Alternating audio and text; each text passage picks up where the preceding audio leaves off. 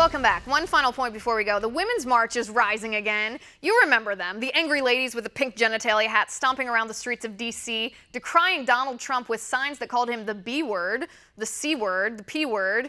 These women brought children with them to the march, by the way, exposing innocent kids to the vulgarity of their signs that I refuse to show on this television show.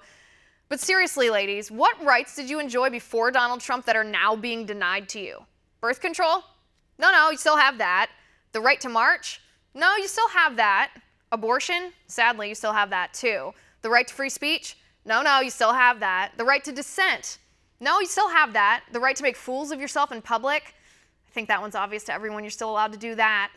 Now the Women's March is weighing in on police issues. Yep. Just in case you forgot that the Women's March wasn't really pro-woman, they reject pro-life women, they ridicule women who question the climate change agenda, they insult women who don't bow to the foot of Hillary Clinton and the pantsuit mafia, and now they're targeting white police officers. This is what the Women's March tweeted about Officer Betty Shelby, the Oklahoma police officer found not guilty in the deadly shooting of Terrence Crutcher last fall. They said, "This is a world where a white woman can claim an unarmed black man walking away from her with his hands in the air is a threat to her safety. This is a world where white women's fear of black men is not only seen as natural but justified. This is white women's violence." No, this is a world where this white woman was brave enough to put on that blue uniform and risk her life to keep you safe, where she answered the call of duty regardless of her skin color, where her suspect was under the influence of hallucinogenic drugs. He didn't obey her orders. He reached into the window of the SUV while she yelled at him to stop. Her training kicked in and told her he could be reaching for a gun, and she faced a split-second choice nobody should have to make: his life or her life. You ladies stand in the streets with your vulgar signs and your silly slogans. Officer Betty Shelby stood ready to risk her life to keep you safe, and that's what she did. I didn't see you women marching after Lieutenant Deborah Clayton was killed by gunfire in the line of duty.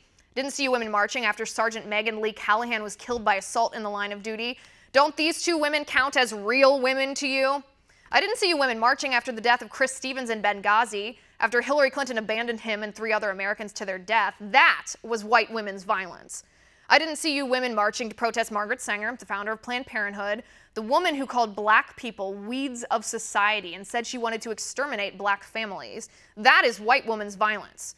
I didn't see you women marching to protest Cecile Richards, president of Planned Parenthood, who heads up the business of killing 323,000 babies every year. That is white women's violence. I don't see you women marching in solidarity for our Second Amendment rights, so ladies like me can protect ourselves from violence. I don't see you women marching to support Ann Coulter after she was chased off UC Berkeley's campus by Antifa thugs. You claim you stand up for women, but you don't. You'd rather sow the seeds of racial divide to spark a revolution to undermine our system of law and justice. Good thing some women like me see through your fake outrage and silly marches, else you might actually get away with it. And that's my final point tonight. You can reach me on Twitter at Liz_Wheeler. If you liked the show, please send me an email at oann.com/contact. In the meantime, catch us here tomorrow at 9 p.m. Eastern. And until then, have a good night.